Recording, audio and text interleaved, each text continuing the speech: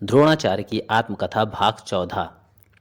पांडव तुम्हारे भाई हैं और इस साम्राज्य के उसी प्रकार उत्तराधिकारी हैं जिस प्रकार तुम हो। यदि तुम्हारे पिता आज राजा हैं तो बीते समय में उनके पिता राजा थे। पैतृक परंपरा के अनुसार दोनों समान स्थिति में हैं। आयु में युधिष्ठिर तुमसे बड़े हैं, अतः युवराज युवराज पद पर वरीयता क्रम में वे प्रथम हैं। यदि राजा के पुत्र के राजा बनने की बात है तो भी तुमसे पहले उसका क्रम आता है। यदि उपरोक्त सारी बातों पर विचार करें, केवल वर्तमान संदर्भ पर ही दृष्टिपात करें, तो एक बात स्पष्ट है कि पांडवों ने इंद्रप्रस्थ में अपना शासन स्थापित कर लिया था। भले ही वह क्षेत्र पूर्व में इस शासन के अधिकार में था, तुमने और इस धूर्त शकुनी ने छल पूर्वक द्यूत क्रीड़ा से प्रपंच से उन्हें राज्य से वंचित कर दिया। इसके बाद के तुम्हारे कृत्यों पर मुझे अपने मातृत्व पर ग्लानि होती है। अतः उन दुख प्रसंगों का वर्णन करने का मेरे में साहस नहीं है। उस समय अनुबंध के अनुसार वापस आने की स्थिति में उनका राज्य वापस किए जाने का निश्चय किया गया था, किंतु अब तक अवधि पूर्ण हुए 6 माह से अधिक व्यतीत हो चुका है। तुमने इस दिशा में कोई प्रयत्न नहीं किया, अपितु पांडवों को पीड़ा पहुंचाने के निमित्त उन पर वहां जाकर आक्रमण कर दिया, जिसमें तुम सबको पराजय का मुंह देखना पड़ा। इसके बाद भी तुम्हारी एवं तुम्हारे परामर्शदाताओं की जड़ता भंग नहीं हुई। क्या अभी भी तुम अपने से पांडवों को निर्बल समझते हो, या अभी भी तुम में अपने पराक्रम पर गर्व है?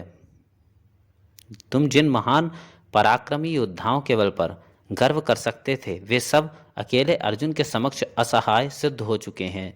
जिस सेना ने के संख्या बल पर तुम इतरा सकते थे, उसी के बराबर संख्या वाली एवं कौशल युक्त समृद्ध सेना भी आज उन्होंने अपने नीति कौशल एवं सौजन्यता से अर्जित कर ली है।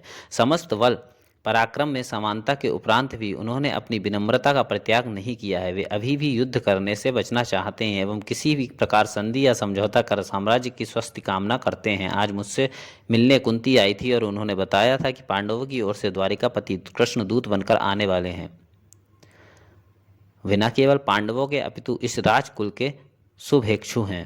श्री कृष्ण का नाम सुनते ही दुर्योधन अंदर से कुछ आहत हुआ, किंतु ऊपर से निर्भयता प्रदर्शित करते हुए कहने लगा, माँ, अभी कृष्ण के यहाँ आने की अधिकृत जानकारी प्राप्त नहीं हुई है, अतः सुनी सुनाई या काल्पनिक सूत्रों को आधार बनाकर रणनीति का निर्धारण किस प्रकार संभव है। जहाँ तक कृष्ण के आने का प्रश्न है तो इस बात को गंभीरता से लिए जाने की आवश्यकता मैं अनुभव नहीं करता।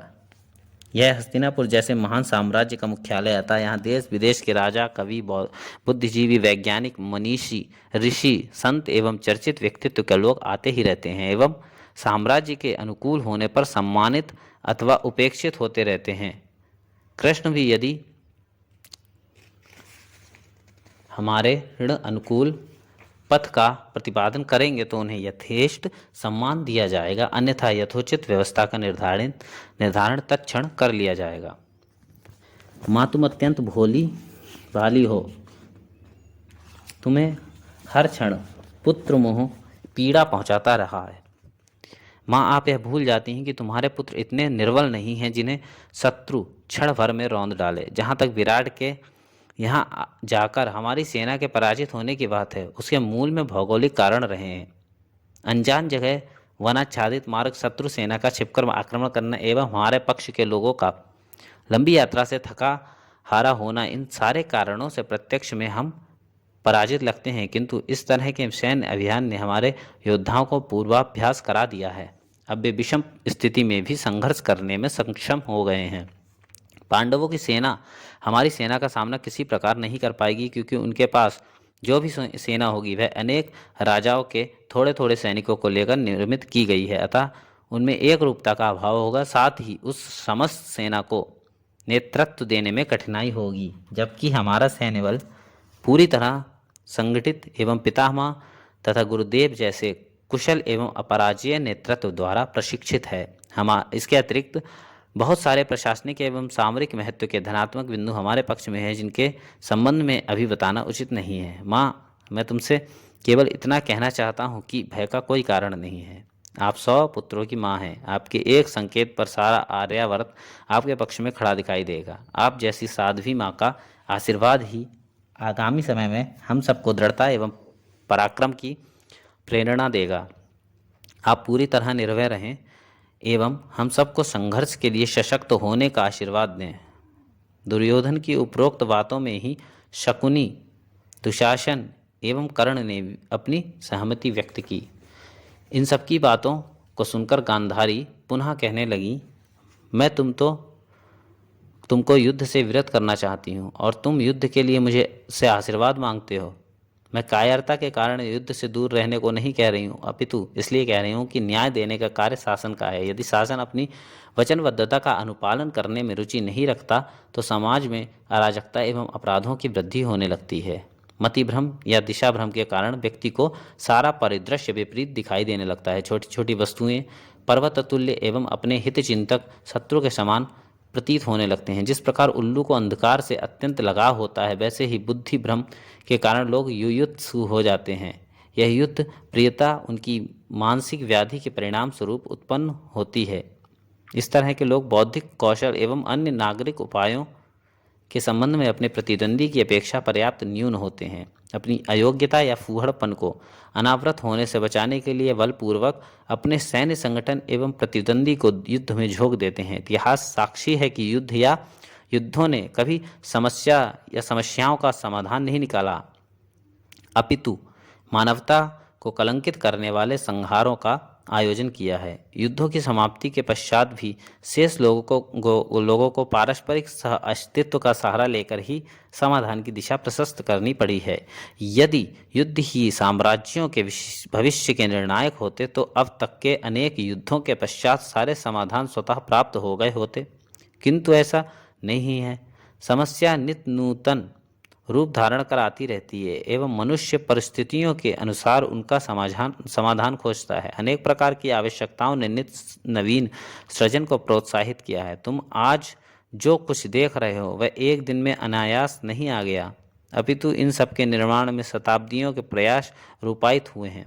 संहार कायरता एवं बर्बरता का प्रतीक है और जो व्यक्ति किसी तरह का सृजन करने में असमर्थ होता है वही निराश या कुंठित व्यक्ति संहार का आश्रय लेकर अपनी वीरता का प्रदर्शन करना चाहता है। वस्तुतः यह वीरता ना होकर संसार से पलायन करने की प्रच्छन्न मानसिकता भी है। दुर्योधन, मेरा विचार है कि तुम्हारे में पांडवों के पराक्रम का भय व्याप्त हो चुका है। तुम ऐसा अनुभव करने लगे हो कि पांडवों को जीत पाना कदाचित संभव नहीं है। साथ ही तुम्हारा अहम उन्हें उनका अधिकार इसलिए नहीं देना चाहता क्योंकि तुम्हारा कुंठित मन उन्हें राजा के रूप में देखने से अच्छा सारे साम्राज्य का विनाश समझता है। उसी विनाश को गले लगाने के लिए तुम उत्सुक प्रतीत होते हो। तुम्हारे सारे कार्य साम्राज्य की प्रगति में नहीं अपितु पांडवों के विनाश की कामना में निहित प्रतीत होते हैं। बस स्मरण रहे कि तुम दोनों के मध्य युद्ध की दशा में आर्यावर्त के साथ साथ समस्त द्वीपीय देशों के भी भाग लेने की पूरी संभावनाएं हैं। कौन किस के पक्ष में होगा, कौन किसे मारेगा, कौन विजयी होगा, कौन पराजित होगा, इस महायुद्ध में इस बात के निर्धारण की संभावना दूर दूर तक नहीं है। एक बात जो पूर्व निश्चित है वह है कि इसमें सारी मानवता बुरी तरह आहत होगी। अब तक की सारी प्रगति ध्वस्त होगी। दोनों पक्ष इस पारस्परिक युद्ध में इस स्तर तक नष्ट होंगे कि लोगों को विजयी कह पाना मानवता का अपमान होगा।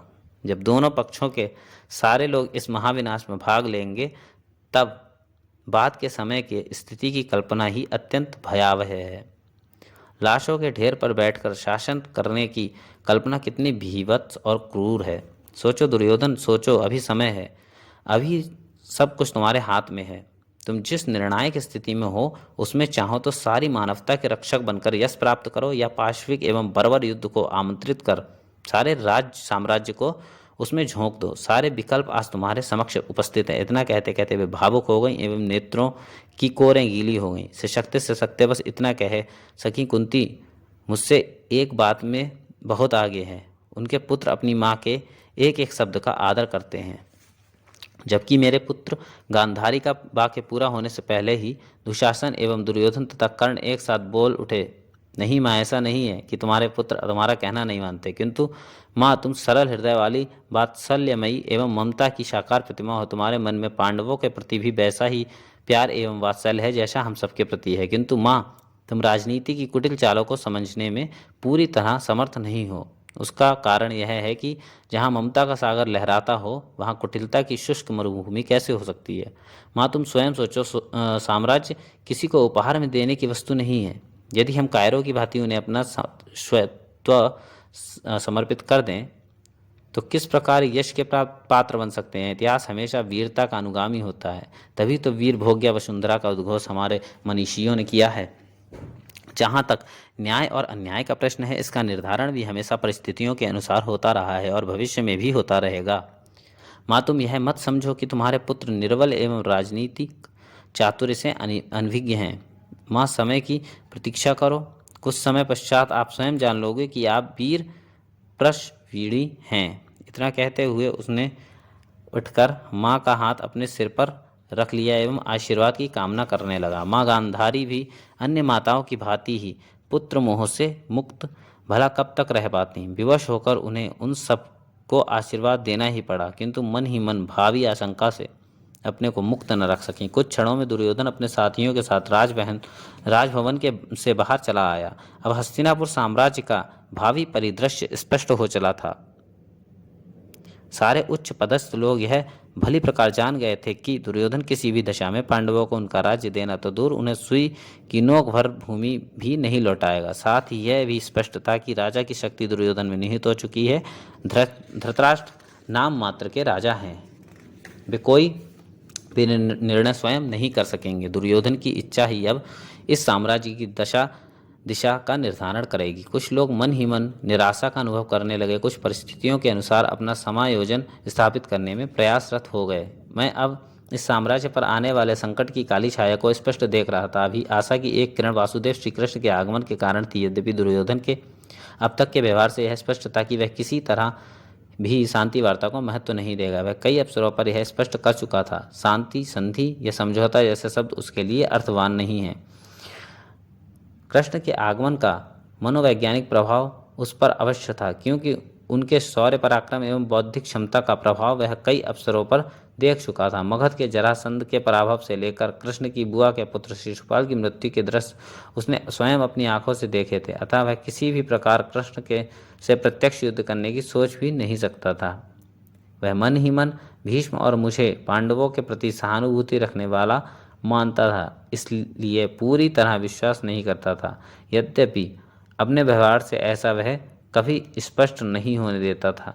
उसे अपने भाइयों एवं महान योद्धा कर्ण पर पूरा विश्वास था, इसलिए वह कर्ण को ही सेना का नेतृत्व सौंपना चाहता था। किंतु पितामह के व्यापक प्रभाव के चलते वह ऐसा नहीं कर पा रहा था। साथ ही कर्ण के साथ जुड़ा यह लोकापवाद भी उसे ऐसा करने से रोकता था। अभी तक कर्ण के वास्तविक माता पिता के बारे में समाज को कुछ भी ज्ञात नहीं था। लोग उसे सूत पुत्र के रूप में ही जानते थे। ऐसे में भीष्म के रहते कर्ण को सैन्य नेतृत्व सौंपने से सेना में विद्रोह की आशंका थी।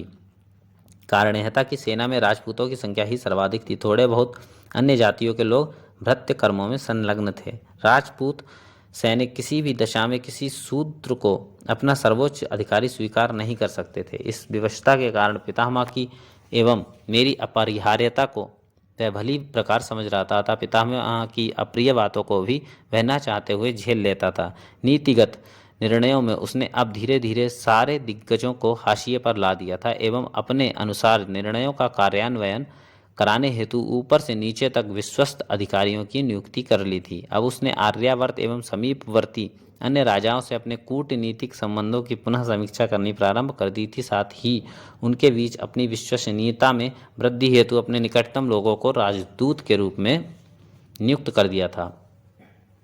आगामी युद्ध को दृष्टि में रखकर उसने सेना में भी नई नियुक्तियों एवं शस्त्र भंडार में वृद्धि करने हेतु अपने राजस्व के अधिकतम भाग को निविष्ट किया। इसी बीच द्वारिकाधीश श्री कृष्ण के राजदूत के रूप में यहाँ आने की अधिकृत सूचना राज दरबार को प्राप्त हो गई। दुर्योधन ने अगले दिन से ही सारे नगर को सजाने एवं तोरण द्वार आदि बनाने के निर्देश दे दिए। साथ ही अपने दरबार के विश्वास पात्र अधिकारियों को एवं सूचना विभाग के अधिकारियों को भी श्री कृष्ण के साथ पधारने वाले अधिकार प्राप्त समिति के सदस्यों की भोजन विश्राम से संबद्ध रुचियों का अध्ययन करने के लिए द्वारिका भेज दिया। इन सबको यथाशीघ्र वापस होकर समस्त सूचनाओं से अवगत कराने का निर्देश दे दिया।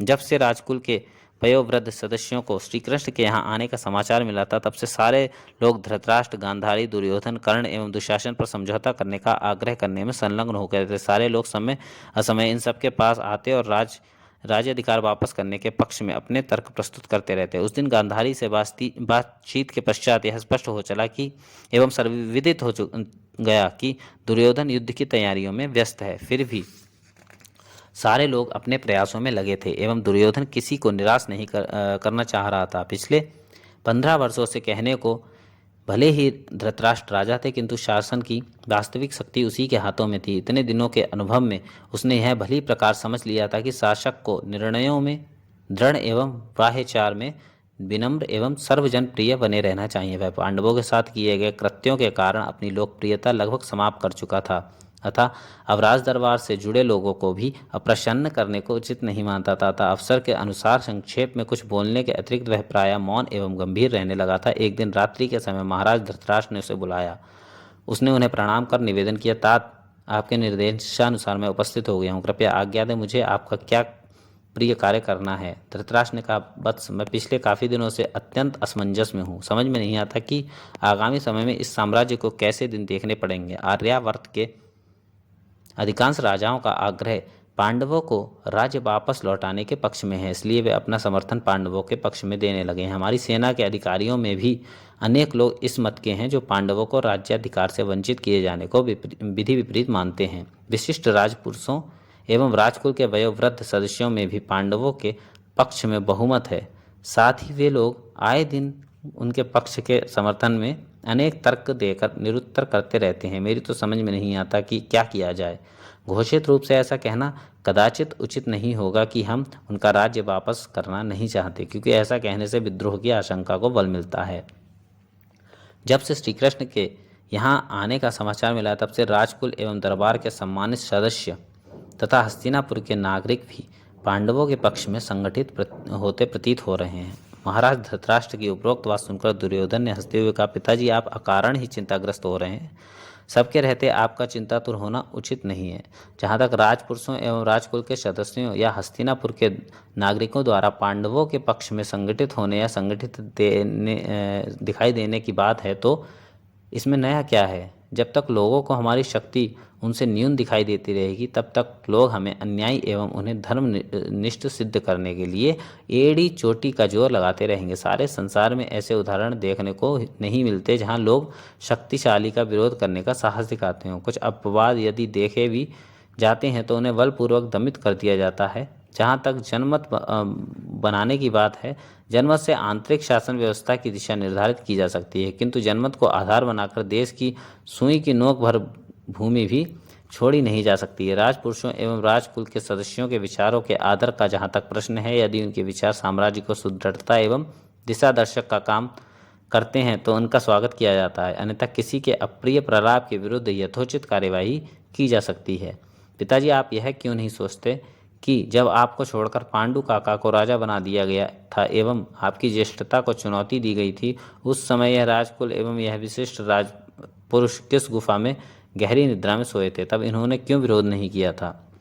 यह हर उस कार्य का ही विरोध करते हैं जो आपके एवं आपके पुत्रों के अनुकूल होता है। जिस समय मैंने कर्ण को सम्मानित करके उसे एक क्षेत्र विशेष का शासक नियुक्त किया था, उस समय भी इन्हीं विशिष्ट व्यक्तियों ने कितना प्रबल विरोध किया था। आज मेरे पास एक सर्वाधिक विश्वास पात्र महारथी के रूप में वही एकमात्र योद्धा है। यदि उस दिन इन लोगों के प्रभाव में आकर उसे आश्रय न दिया होता, तो आज हम कर्ण जैसे अपराजेय व्यक्तित्व से वंचित होते।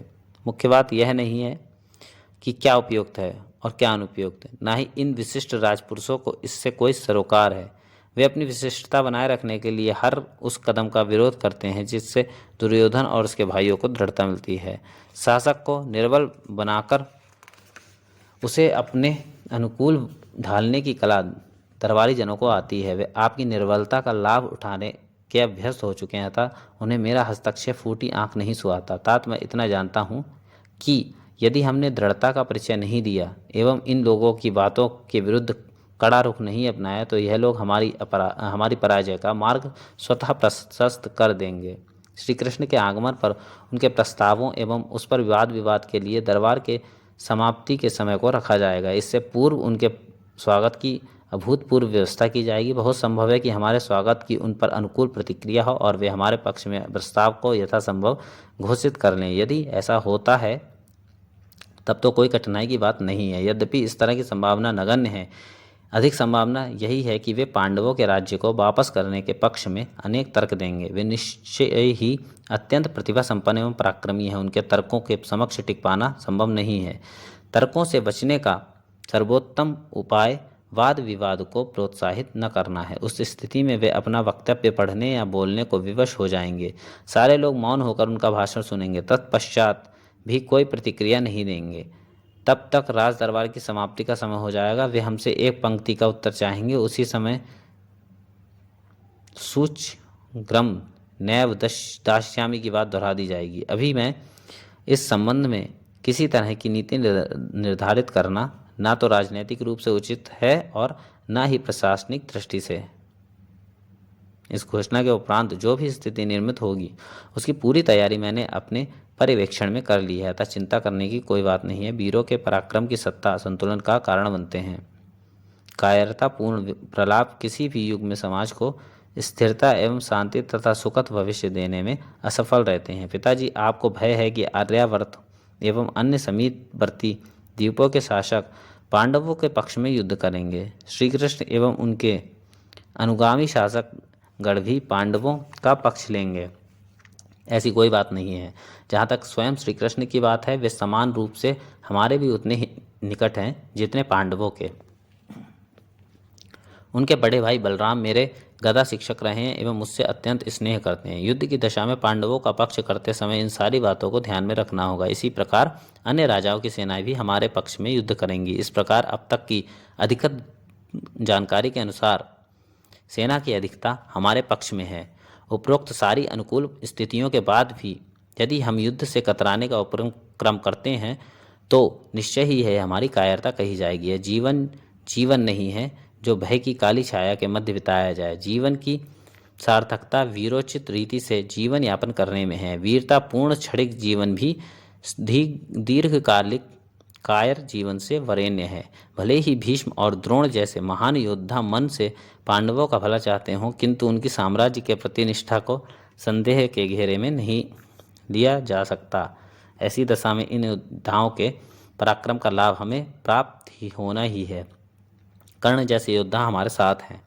पांडवों के पास ना तो सेना का ही बाहुल्य है और ना शस्त्र बल में भी वे हमसे आगे हैं।